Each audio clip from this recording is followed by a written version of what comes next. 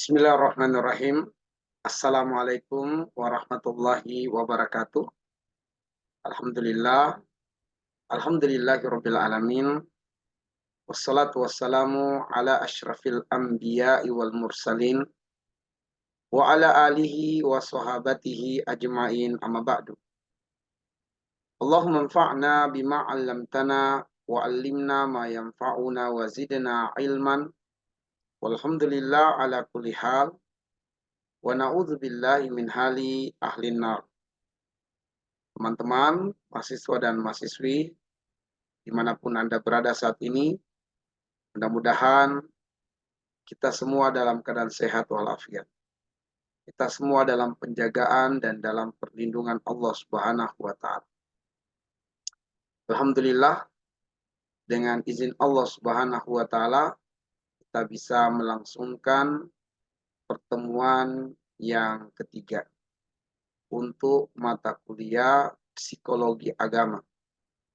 Dan judul materi untuk pertemuan yang ketiga ini adalah berkenaan dengan Al-Quran sebagai manhajul hayat. Al-Quran sebagai manhajul hayat. Artinya, Al-Quran itu adalah kurikulum hidup. Ya, Al-Quran adalah kurikulum hidup.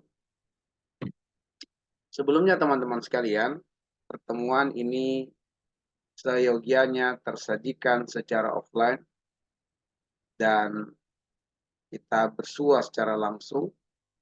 Namun qadarullah fa'ala ma yasha, karena suatu alasan yaitu adanya urusan kami pada hari Senin tanggal 26 ya 26 Februari 2024, pertemuan belum dapat saya sajikan secara offline. Dan atas kekurangan ini, saya mohon dimaklumi dan dimaafkan. Sehingga insya Allah perkuliahan kita sajikan secara online.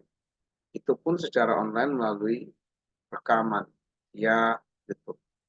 Mudah-mudahan perkuliahan ini meskipun tersajikan dalam bentuk rekaman YouTube tidak mengurangi atau tidak menghalangi sampainya ilmu kepada kita semua.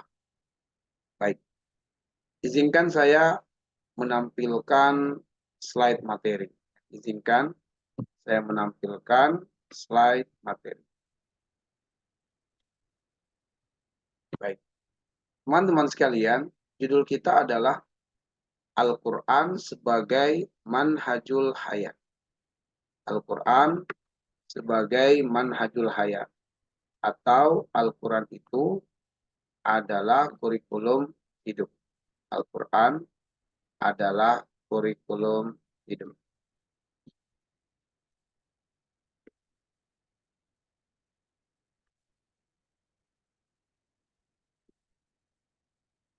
Nah, merujuk firman Allah Subhanahu wa Ta'ala di dalam Quran surat Al-Baqarah dari ayat 1 sampai dengan ayat yang ke-20, dalam hal perlakuan manusia terhadap Al-Quran, terpetakan atau terklasifikasikan manusia itu menjadi 3 kelompok. Ada kelompok mukmin, ada kelompok kafirin, dan ada kelompok munafikin. Kelompok mukmin dari ayat 1 sampai dengan ayat yang ke-5 surat Al-Baqarah. Sedangkan kelompok kafirin ayat yang ke-6 dan ayat yang ke-7. Kemudian kelompok munafikin dari ayat yang ke-8 sampai dengan ayat yang ke-20. Dan kalau kita perhatikan, ayat-ayat yang berbicara tentang kelompok munafikin itu lebih banyak daripada kelompok kafirin. Yang berarti bahwa sangat berbahaya orang-orang munafik dibandingkan dengan orang-orang kafir. Teman-teman sekalian, bahwa Allah Subhanahu wa Ta'ala memetakan manusia dalam hal perlakuannya terhadap Al-Quran, setelah kemudian kita meminta petunjuk kepada Allah Subhanahu wa taala. Ihdinas siratal mustaqim, siratal ladzina an'amta 'alaihim, ghairil maghdubi 'alaihim waladdallin. Amin. Kita meminta kepada Allah agar Allah menunjukkan kepada kita jalan yang lurus, yaitu jalannya orang-orang yang diberi nikmat oleh Allah Subhanahu wa taala. Jalannya orang-orang yang diberi petunjuk oleh Allah Subhanahu wa taala yang Allah sebutkan di dalam surat An-Nisa ayat 69. Ada 4 kelompok manusia yang dijamin mendapatkan nikmat. Kelompok para nabi, ya, kelompok para siddiqin, para syuhada, dan juga para solihin. Ada 4 kelompok manusia yang dijamin mendapatkan nikmat dari Allah. Mereka lah yang selalu kita minta agar Allah menunjukkan kepada kita jalannya, jalan mereka itu.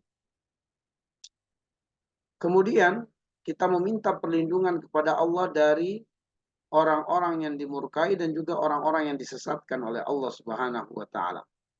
Dan teman-teman sekalian, setelah kita meminta petunjuk kepada Allah untuk ditunjukkan jalan orang-orang yang diberi nikmat, diperlihatkan pula atau ditunjukkan pula jalannya orang-orang yang dimurkai dan disesatkan untuk kita tinggalkan, untuk kita hindari, maka Allah Subhanahu wa taala menjawab dengan ayat 1 sampai dengan ayat yang ke-20 surat Al-Baqarah.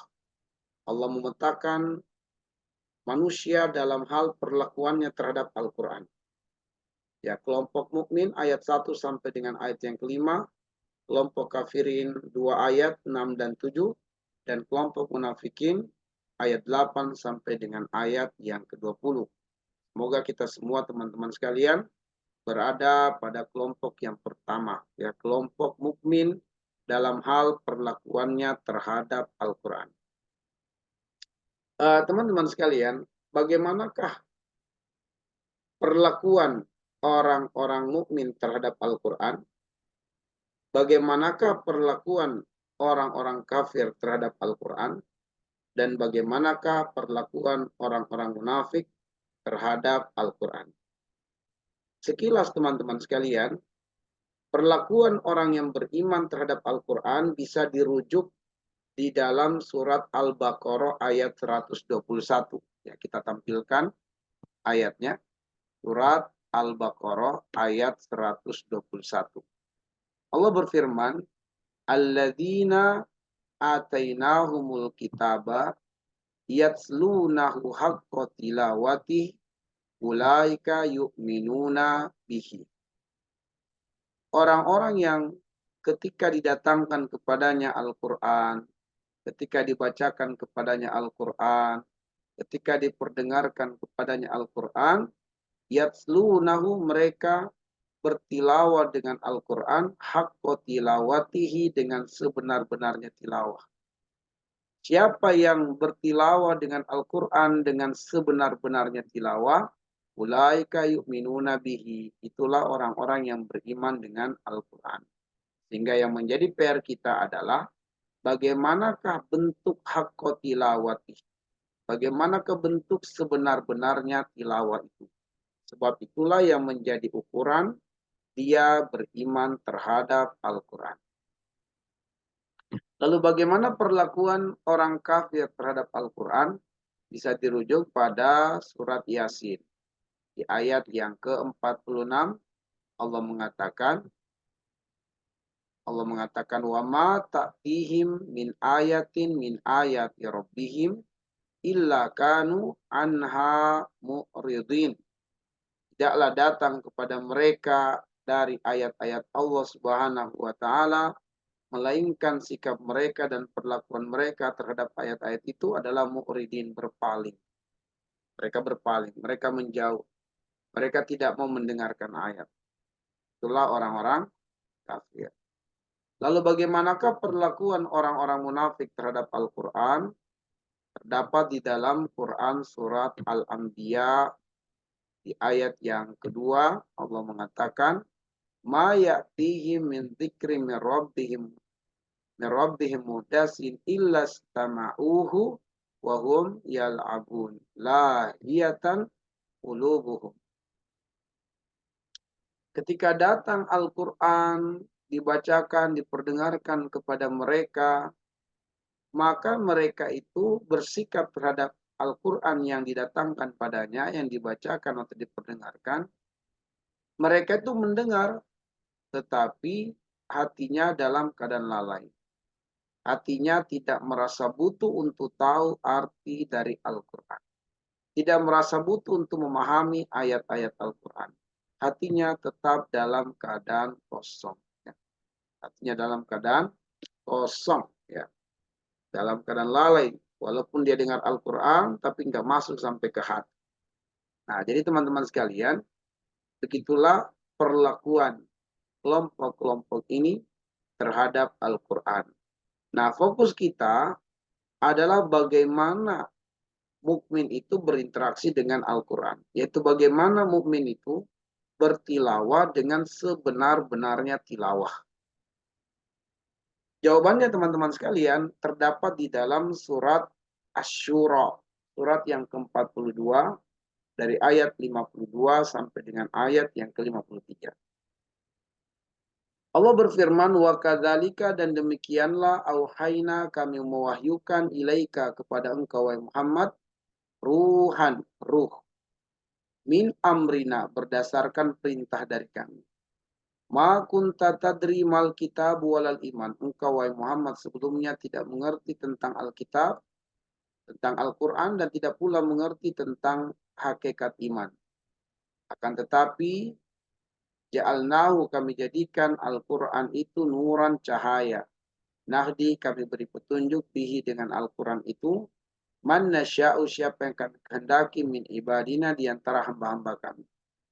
Wa innaka, dan sungguh engkau wahai Muhammad, la tahdi, benar-benar akan memberi petunjuk, ila sirati mustaqim, kepada jalan yang lurus.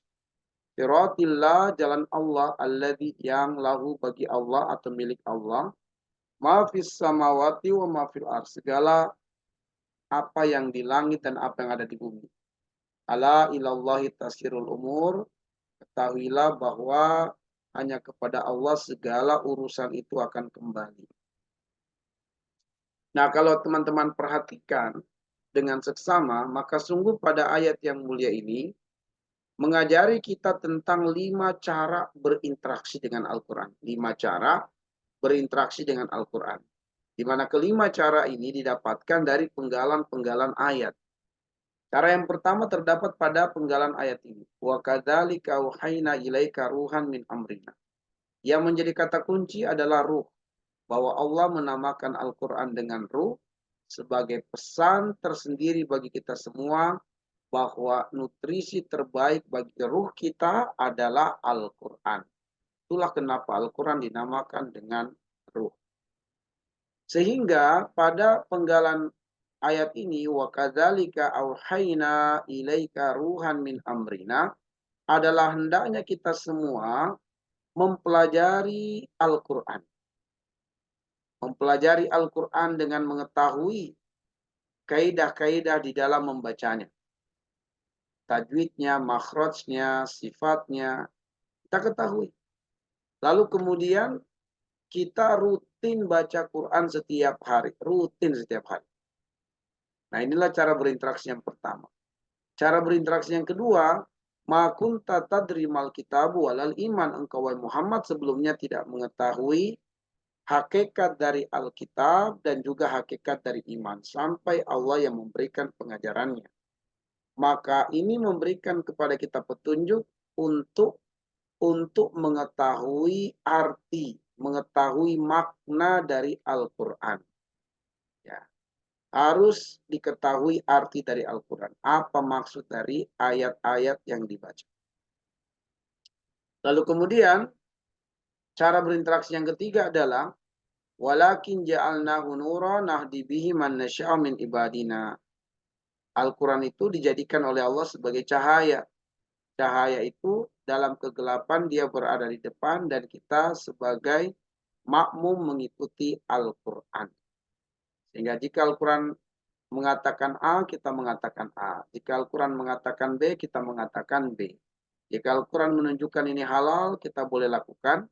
jika Al-Quran menunjukkan sesuatu itu haram, maka kita tinggalkan.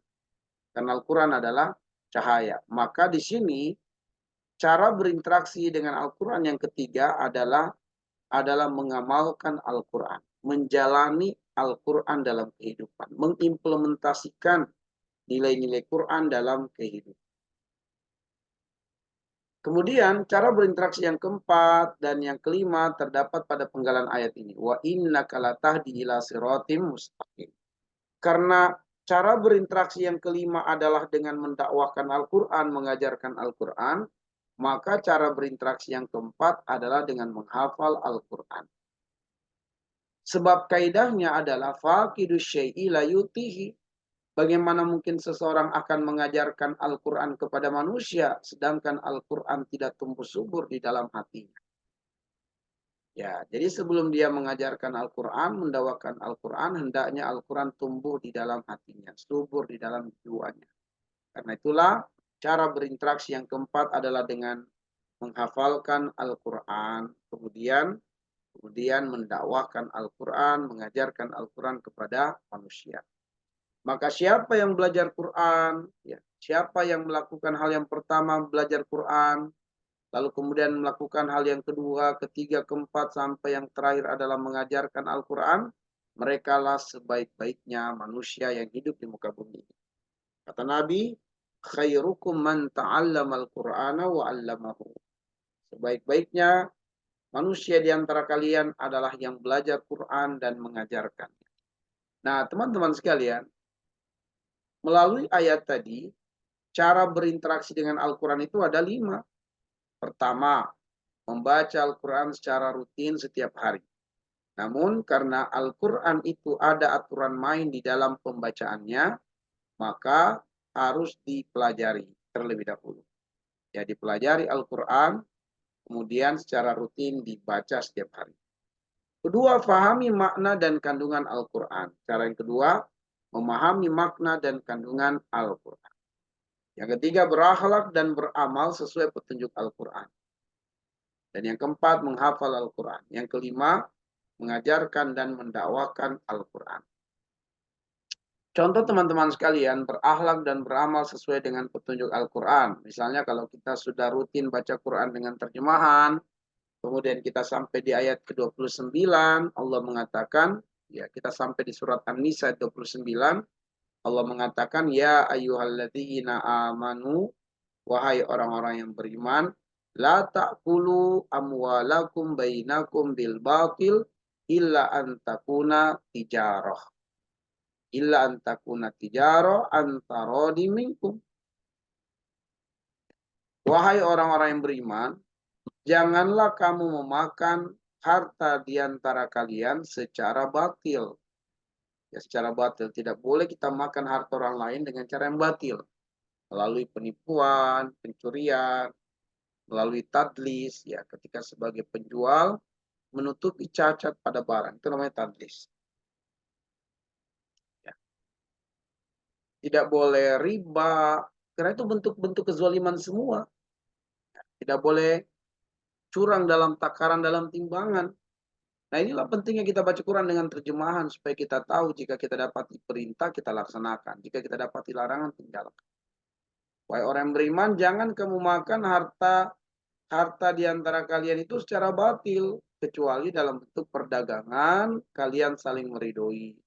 Dan janganlah kalian membunuh diri-diri kalian. Innallaha kana bikum rahima, dan Allah terhadap kalian sangat penyayang. Jangan kalian bunuh diri kalian. Jangan mengkonsumsi sesuatu yang sudah jelas-jelas dapat merusak tubuh, teman. Karena itulah kenapa narkoba diharamkan, karena narkoba bisa merusak tubuh, bisa membunuh diri sendiri. Termasuk rokok, teman-teman sekalian. Kankah di sampul rokok atau di pembungkusnya di sana tertulis, ya, tertulis dengan terang, dengan jelas, rokok dapat membunuhmu. Nah, ikuti ayat ini teman-teman sekalian. Wala taqtulu anfusakum, jangan kalian membunuh diri-diri kalian. Makanya janganlah kalian merokok supaya kalian bisa mengamalkan ayat yang mulia ini.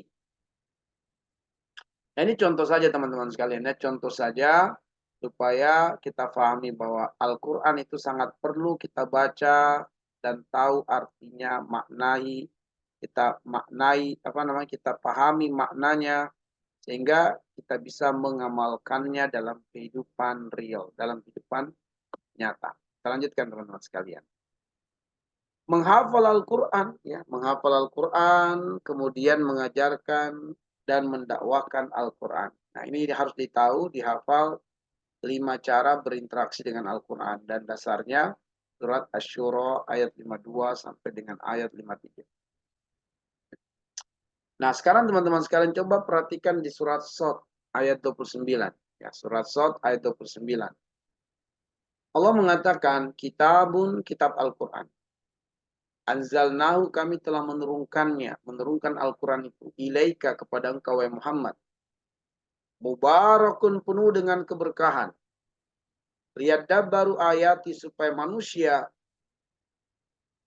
memikirkan, mentadaburi, merenungi ayat-ayat Allah.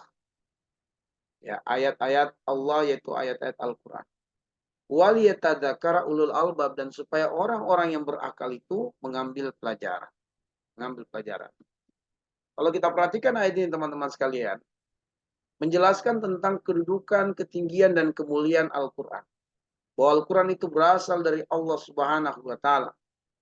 Kemudian Allah ketika menurunkan Al-Quran, memilih waktu yang terbaik, yaitu memilih malam Lailatul Qadar sebagai malam diturunkannya Al-Quran secara utuh, secara sempurna 30 juz dari kitab Allah Al-Lauhu wal Mahfuz ke Baitul Ma'mur. Ke Baitul Ma'mur di langit ketujuh. Ya.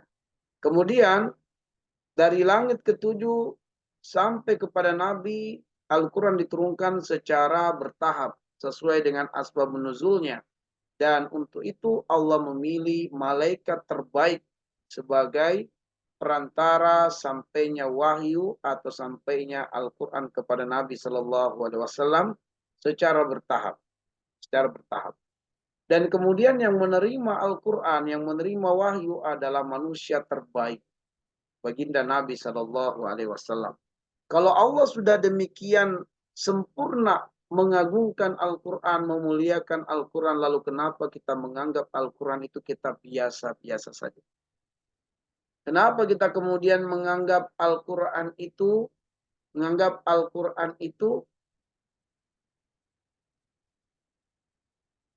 kita gampangkan untuk kita lalaikan.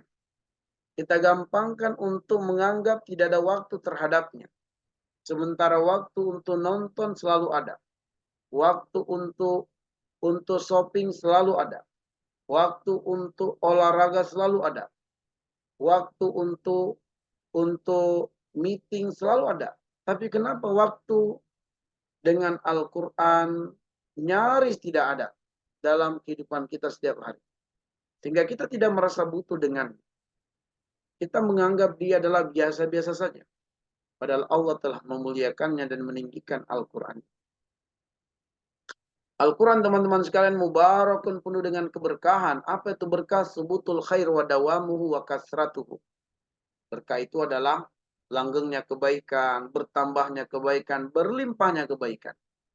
Allah pengen beritahukan kepada kita, siapapun yang ingin hidupnya berkah dan berlimpah berkah, jangan jauh-jauh dari Al-Quran. Dan kemudian Al-Quran diturunkan dengan tujuan liyadabbaru ayati. Manusia merenungi, memikirkan ayat-ayat Al-Quran, waliyatadzakara ulul albab, sehingga orang-orang yang berakal mengimplementasikan nilai-nilai Quran dalam kehidupan. Apa hikmah dan pelajaran pada Quran surat Shad ayat 29 berkenaan dengan Al-Quran sebagai kurikulum hidup, teman-teman sekalian? Adalah Al-Quran itu kitab yang penuh dengan keberkahan. Berkah itu subutul khairi wa dawamuhu. Menetap dan berkesinambungannya suatu kebaikan. Kasratul khairi wa ziyadatuhu. Berkah itu banyak dan bertambahnya kebaikan. Makanya, sebagaimana yang saya katakan tadi, siapa yang ingin hidupnya berlimpah berkah, maka dekatlah dengan Al-Quran. Jangan jauh dari. Keberkahan Al-Quran hanya bagi manusia yang merealisasikan dua tujuan Al-Quran. Apa dua tujuan Al-Quran? Liyadabbaru ayatihi waliyatadzakkara ulul albab.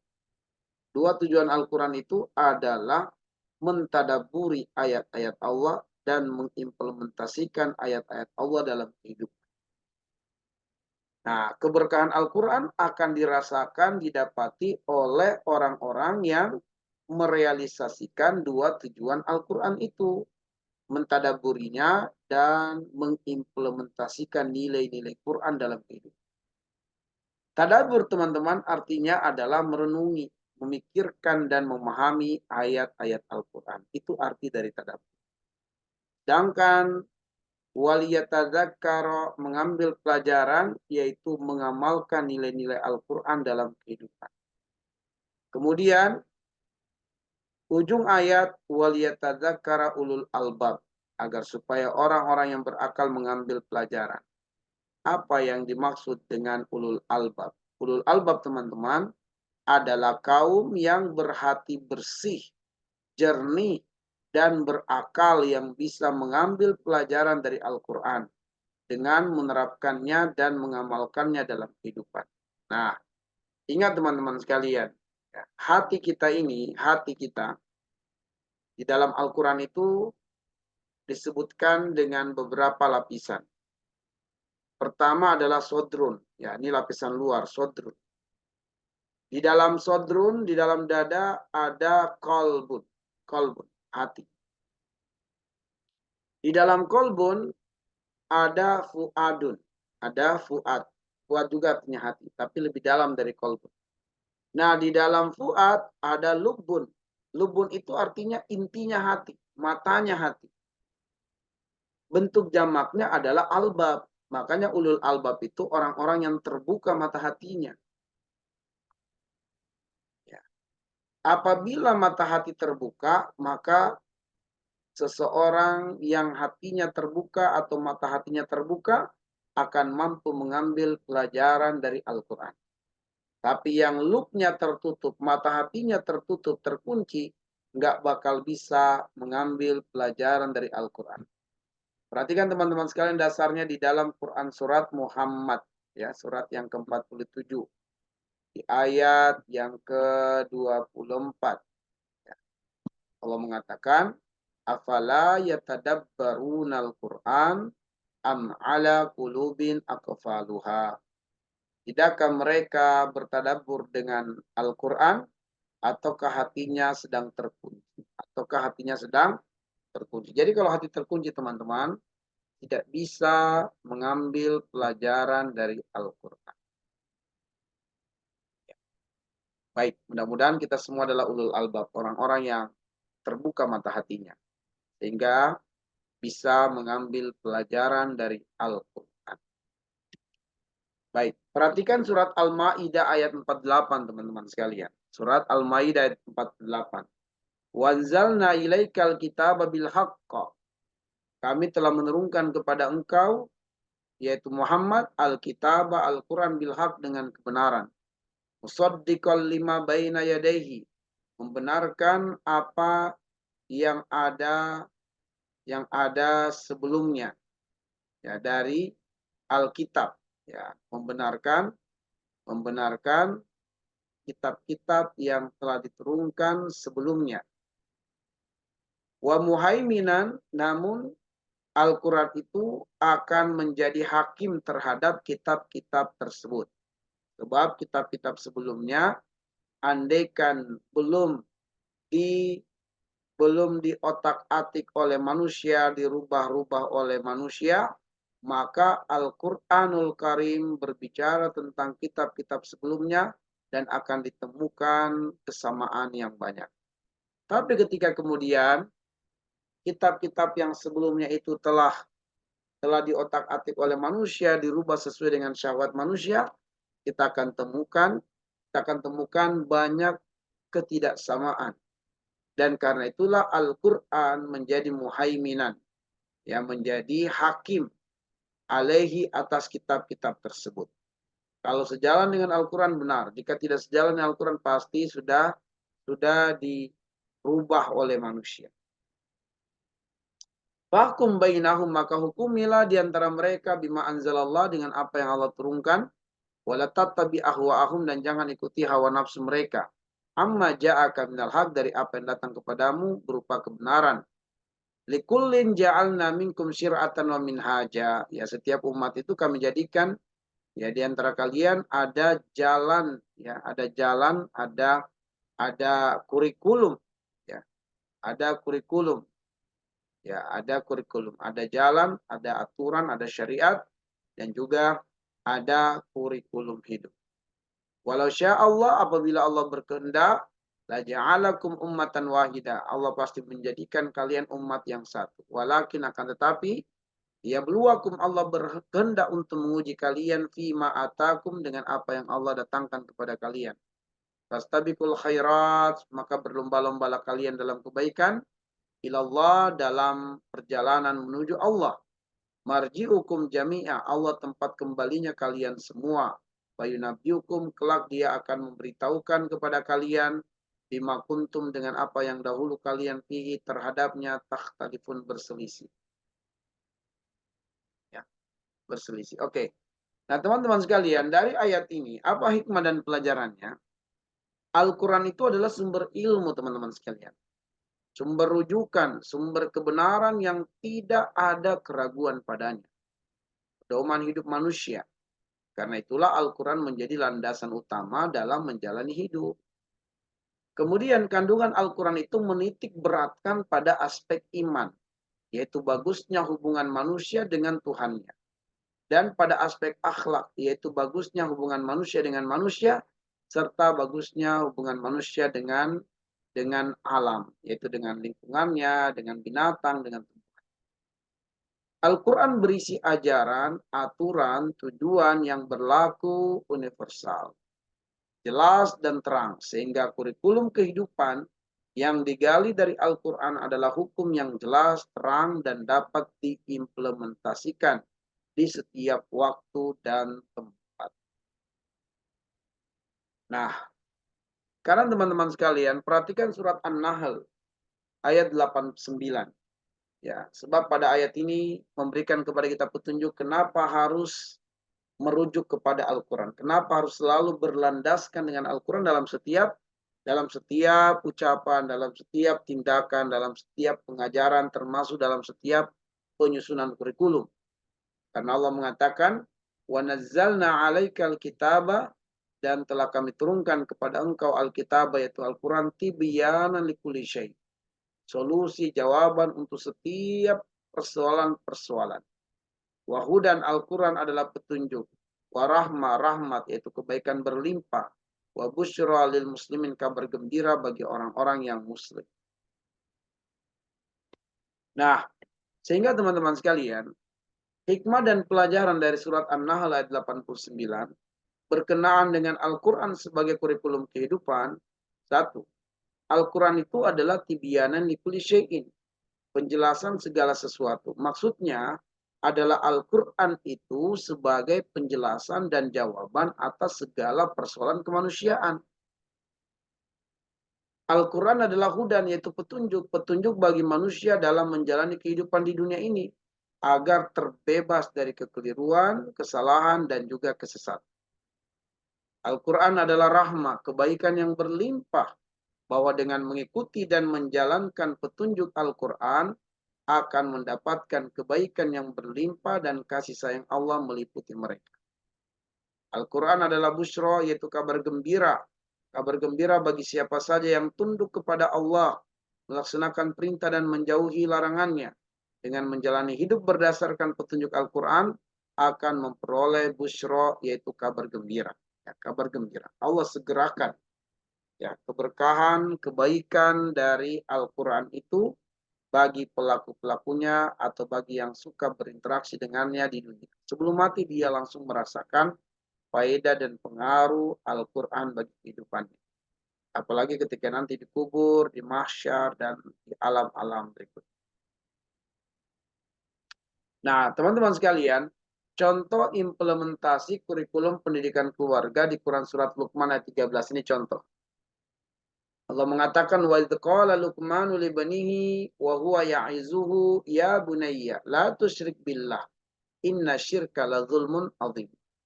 Dan ingatlah ketika Luqman berkata kepada anaknya wa huwa ya'izuhu, dan dia sedang menasihati anaknya. Ya bunayya, wahai anakku tercinta, la tusyrik billah, jangan kamu sekutukan Allah. Jangan kamu berbuat syirik. Inna syirka, sungguh kesyirikan itu la zulmun azim, benar-benar kezoliman yang besar. Enggak ada lagi kezoliman di atasnya, teman-teman sekalian. Nah, kalau kita berbicara kurikulum itu intinya hanya 4. Kurikulum intinya ada 4 yang disebut dengan unsur kurikulum. Unsur kurikulum itu yang pertama adalah tujuan pendidikan.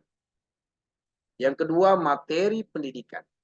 Yang ketiga metode pendidikan. Dan yang keempat evaluasi. Inilah unsur-unsur kurikulum pendidikan. Nah, dari ayat ini teman-teman sekalian, coba kita keluarkan kurikulum pendidikan pada ayat ini. Ya, kurikulum pendidikan pada ayat ini, khususnya pendidikan keluarga. Kita akan dapati tujuan pendidikan adalah bagaimana memurnikan ibadah kepada Allah dengan meninggalkan segala bentuk kesyirikan. Sebab Allah mengatakan la tusyrik billah. Materi pendidikan yaitu tauhid dan implementasinya. Kemudian mengenali bentuk kesyirikan dan juga bahayanya. Itu materi pendidikan. Metode pendidikannya adalah metode hiwar atau dialog, karena wa idz qala Luqmanu li banihi, dan ingatlah ketika Luqman berkata kepada anaknya, berarti hiwar, dialog. Kemudian metode mau'izah, nasihat. Nasihat bagaimana Luqman menasihati anaknya jangan sekutukan Allah, karena perbuatan menyekutukan Allah adalah kezoliman yang besar.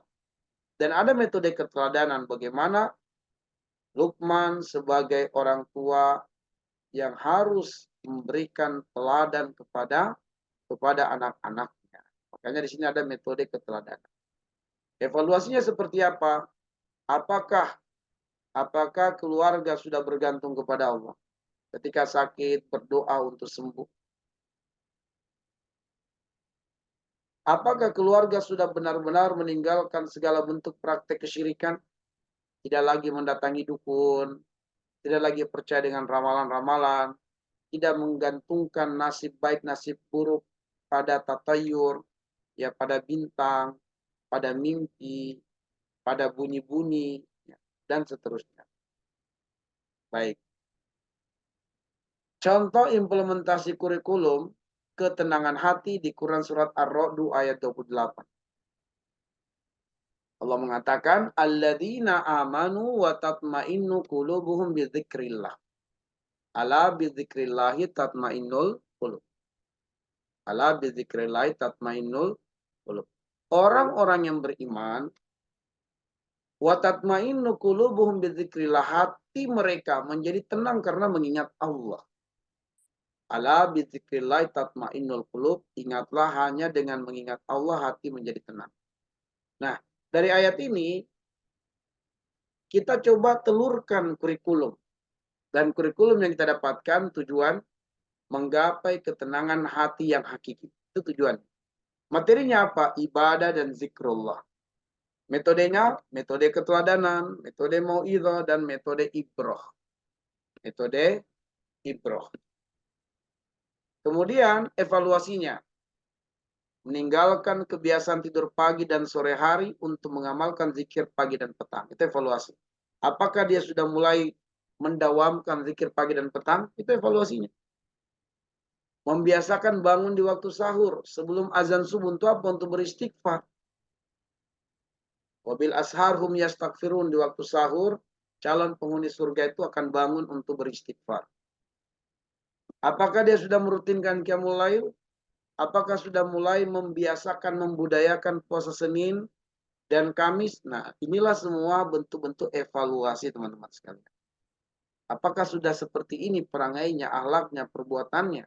Jika belum, berarti masih ada yang keliru di dalam pengajian. Ya.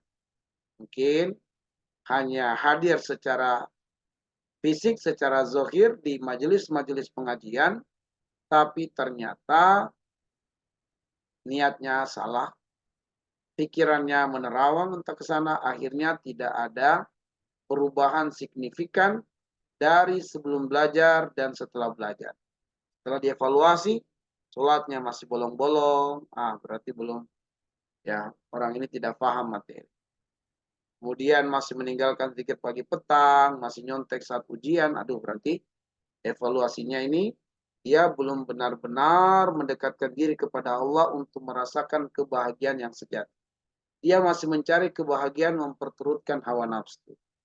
Nah, ini evaluasi teman-teman sekalian. Contoh implementasi kurikulum menjadi muslim sejati. Di Quran surat Ibrahim ayat 24-25 ini pernah kita pelajari ya sebelumnya.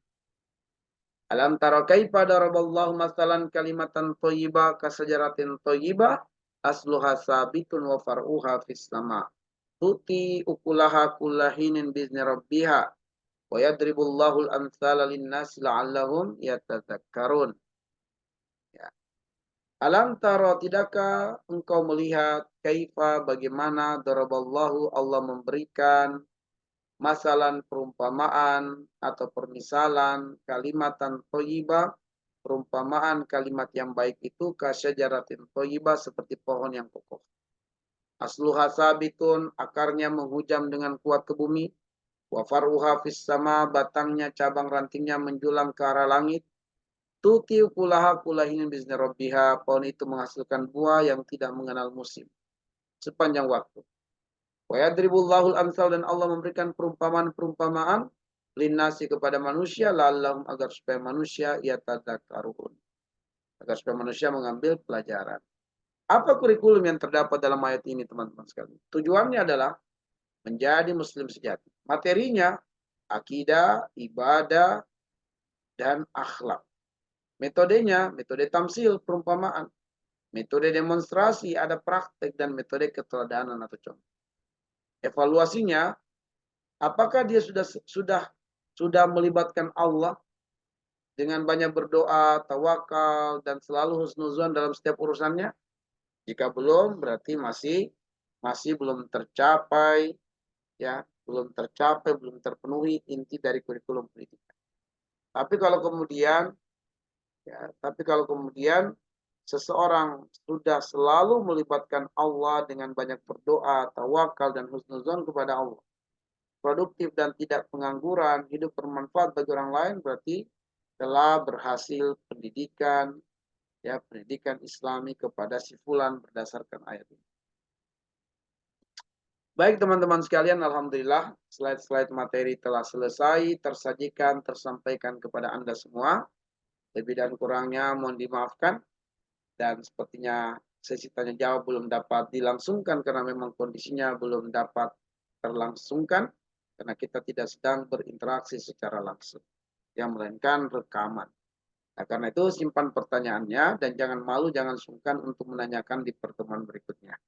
Ya, jangan malu, jangan sungkan untuk menanyakannya di pertemuan berikutnya. Mudah-mudahan kita semua sehat selalu, kita semua dalam keadaan dicintai dan diridhoi oleh Allah Subhanahu wa taala, dan semoga teman-teman sekalian perjumpaan kita tidak hanya di kelas di dunia ini, tapi kita pun insya Allah akan ketemu, berjumpa dan bernostalgia di dalam surga Allah Subhanahu wa taala. Barakallahu fikum. Syukran jazakumullahu khairal jaza ala ihtimamikum wa juhudikum. Assalamualaikum warahmatullahi wabarakatuh.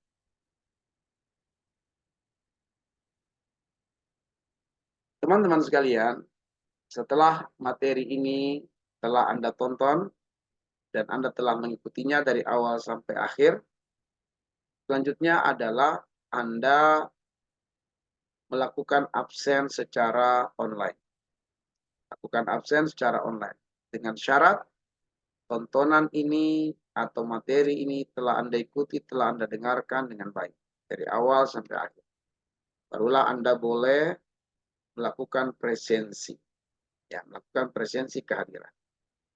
Kemudian jangan lupa untuk tulis di kolom komentar YouTube nama Anda, NPM Anda, dan juga kalimat singkat yang berisi, Alhamdulillah saya telah mendengarkan materi dari awal sampai akhir. Saya ulang, tulis nama Anda, kelas Anda, NPM, dan kalimat Alhamdulillah saya telah mengikuti materi ini dari awal sampai terakhir. Baik, itulah syarat untuk kemudian presensinya dianggap benar, dianggap hadir.